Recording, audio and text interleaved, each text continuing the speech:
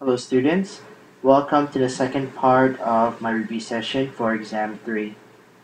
Alright then, let's continue.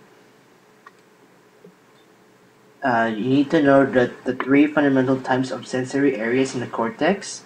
You need to know primary sensory cortex, secondary sensory cortex, and association cortex. And then you need to know this hierarchy shown in this figure. So then this slide talks about the principles of sensory system organization.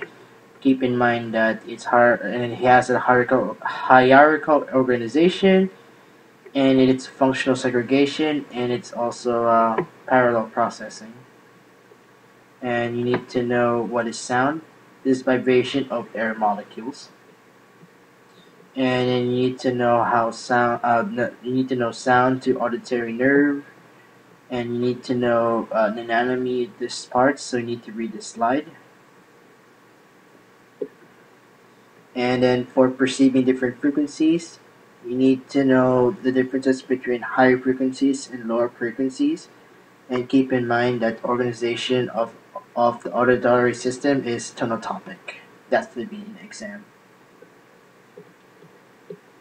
And then you need to know from ear to primary auditory cortex. And you need to know the superior olive, inferior colliculus, the medial geniculate nucleus, and the primary auditory cortex. And here's my side note.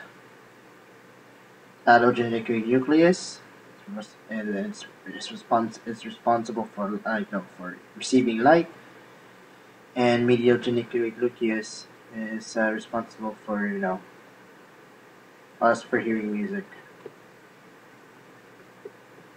And for sound localization, you need to know that it is mediated by the superior olive, and you need to know differences between medial superior olive versus lateral superior olive. And keep in mind that it is calculated by the superior colliculus, and the deep layers of superior colliculus organized as a map of auditory space. And then you need to know the primary auditory cortex, temporal lobe within the lateral fissure, and you need to know the secondary auditory cortex, the belt and the parabelt. And then you need to know the organization of auditory cortex. So, and then vertical equals respond to same frequency range.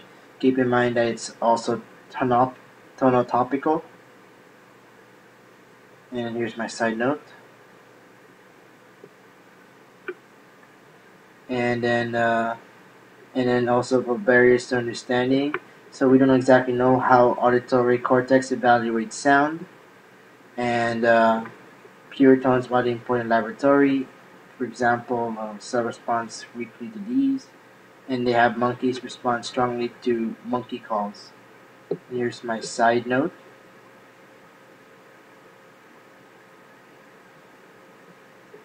And then you need to know the two streams of auditory cortex.